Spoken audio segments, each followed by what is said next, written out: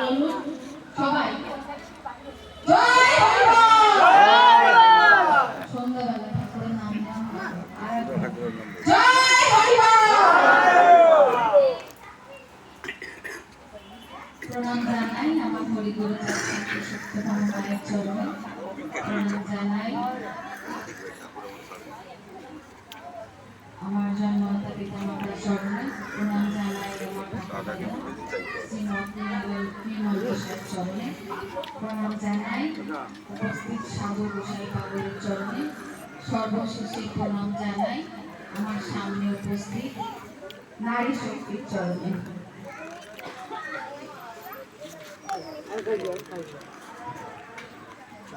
আমাদের এখানে সভা কিসের জন্য? আমরা এখানে বসে আলোচনা করছি কিসের জন্য? আপনারা সবাই হয়তো কম বেশি জানেন, তবুও আমি একটু বলি কেন, স্থিত করার জন্যই, আপনাদেরকে বোঝানোর জন্য। ভোট কাকে দেবেন, কেন দেবেন, কাকে দিলে আমাদের কি লাভ হতে পারে, কাকে দিলে আমাদের কি লোকসান হতে পারে, আমাদের কি অসুবিধা হতে পারে, সেগুলো একটু বিশ্লেষণ না করলে আমরা বুঝতে পারবো যে আমাদের জন্য কে ভালো চায় আর কে খারাপ চায়, বা আমাদের জন্য কে মরতে রাজি আছে, আমাদেরকে মারতে রাজি আছে। মারতে, তার জন্য আমাকে একটু টাইম দেবেন, দুটা কথা বলবো। নরোত্তম বিশ্বাস। নরোত্তম বিশ্বাস হলো এমন একজন মানুষ যিনি এই বিধানসভায় কায়রোটা থেকে দাঁড়িয়েছেন, আপনাদেরই বিধায়ক। উনি আগে 5 বছর আগে দাঁড়িয়েছিলেন। মানুষটা খুবই ভালো মানুষ, খুবই সরল। সরল বলতে খুব মনের ভেতরে কোনো ক্যাচ নেই। রাজনীতি করতে গেলে যেটুকু দরকার সেটুকুই আছে, কিন্তু আমাদের জাতির প্রতি, আমাদের মানুষের প্রতি ওনার ভালোবাসাটা অফুরন্ত। আমার বলার বিষয় নেই আলাদা করে এখানে যে নরোত্তম বিশ্বাসকে আপনারা কোনো দরকারে ডাকলে বা আপনারা কোনো কিছুর জন্য তাকে নিমন্ত্রণ করলে বা তার বাড়িতে কোনো প্রয়োজনে গেলে সে দেখা করে না, এরকম হতে পারে না বা হয় না।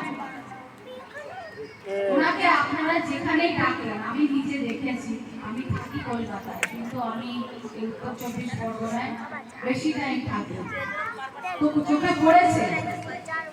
জানেন আপনারা একটা কথা, গেলবার বিধানসভায় আমি সুবিধা পড়তাম, যাকে আপনারা মা বলে মেয়ে বলে সম্বোধন করেন, আমি নিজে এই গোসাইদেরকে নিয়ে সুব্রতর জন্য আগেরবার বিধানসভায় প্রচার করেছিলাম যে ওনাকে একটি ভোট দিয়ে যেতাম। কেন করেছিলাম? যে উনি আমাদের মানুষের হয়ে কাজ করবে, আমাদের জাতি, আমাদের লাঞ্ছিত, নিপীড়িত কাঙ্গাল মানুষ আমরা যারা, আমাদের পাশে দাঁড়াবে, আমাদের সাথে থাকবে। কিন্তু ঠিক এমএলএ হয়ে জেতার পরে পুরো ডুমুরের ফুল হয়ে গেল। ডুমুরের ফুল দেখা যায় না, তাই না?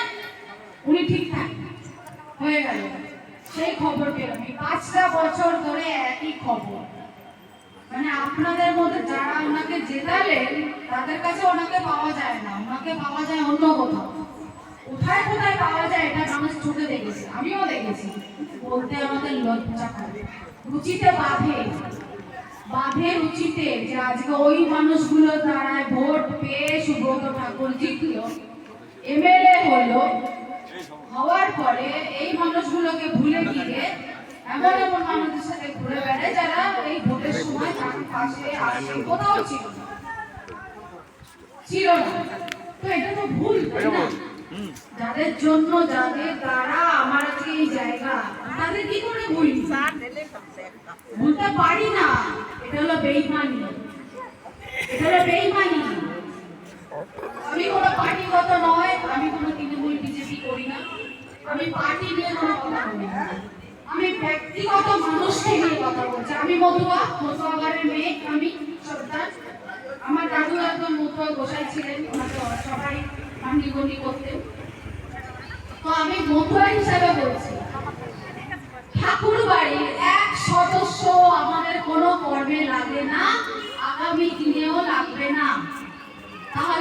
করণীয় কি? ঠাকুর বাড়ির কোন সদস্য কোথা থেকেও দাঁড়ালে একটি ভোটও দেবেন না। আমার কথা ফেসবুক, ইউটিউব এবং মানুষের মুখে মুখে যেখানে অবধি যাচ্ছে, আপনাদের প্রত্যেককে করজোড়ে নিবেদন করছি, ঠাকুর বাড়ির এক সদস্যকেও আপনারা ভোট দেবেন না। দিলে আমাদের প্রজন্মকে, আমাদেরকে আমরা মেরে ফেলবো নিজের হাতে। এই যে 5টা বছর ধরে গাইঘাটার মানুষরা কিন্তু টের পাচ্ছে সুব্রতকে জিতিয়ে কত বড় ভুল করেছে, সেটা আমিও টের পাচ্ছি। শারীরিকভাবে, অর্থনৈতিকভাবে, মানসিকভাবে ওদেরকে আমরা অনেক সাপোর্ট করেছি, আমি করেছি জানি। তারপরও সেই বেইমানগুলো বেইমানই করবে, মনে রাখবে। এবছর রেখেছিল আমাকে সুব্রত কাকু, আমি চাই না বেইমানের সাথে বারবার দিয়ে বলে না, যে পাপ করে আর যে পাপ সহ্য করে দুজনই সমান অধিকার হয়। তো আমি আর দ্বিতীয়বার সেই পাপ করবো না, আর আপনাদেরও করতে বারণ করছি। কার জন্য? আপনাদের জন্য, আমার জাতির জন্য, আমার মানুষদের জন্য। ওই যে বললে গোসাই ডিটেনশন ক্যাম্পটা তৈরি করে রেখেছে মুরগি পোলার জন্য না, তো ওখানে আমাদেরই করে গেছে। তাই জন্য বলতে শিখুন। সুব্রত ঠাকুর গাইঘাটার ভেতরে ভোট চাইতে আসলে তাকে গো ব্যাক স্লোগান দিয়ে বিদায় করুন। এদেরকে ওই ঠাকুর বাড়ির চত্বরের মধ্যেই থাকা উচিত, ওখান থেকে বেরোনোই উচিত না। ঠাকুরগিরি করুক ওরা, তারও যোগ্য না, তারও যোগ্য ওরা না, সত্যি না। রাজনীতি তো অনেক দূরের কথা, ওই ঠাকুর বাড়িরই যোগ্য।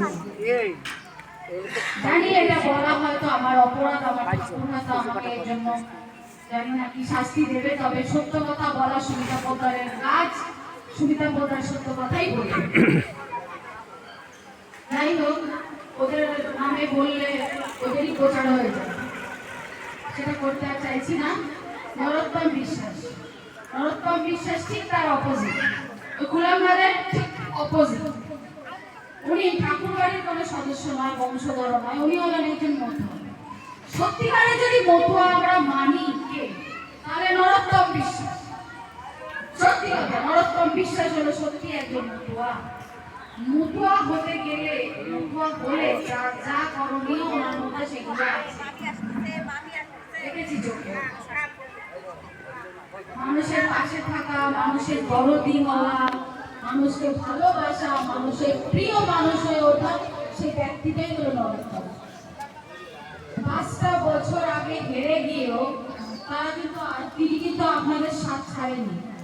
এবং এটা আমিও ওনাকে হারানোর জন্য এক অংশীদার। আমাকেও কিন্তু কখনো কটু কথা, বাজে কথা বা কোনোভাবে খারাপই করা কখনোই না, তার জন্যই কিন্তু আজকে আমি ওনার জন্য প্রচার করতে এসেছি। 5টা বছর ধরে দেখেছি যে ওই মানুষটা